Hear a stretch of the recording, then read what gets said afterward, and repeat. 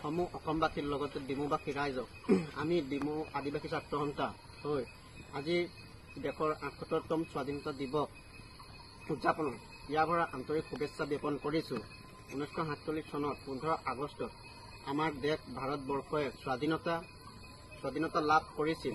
হিন্দু, মুছলমান, খ্ৰীষ্টান আৰু শিখসকলে একেলগে আনন্দ উল্লাসেৰে স্বাধীনতা দিৱস উদযাপন কৰি আহিছে।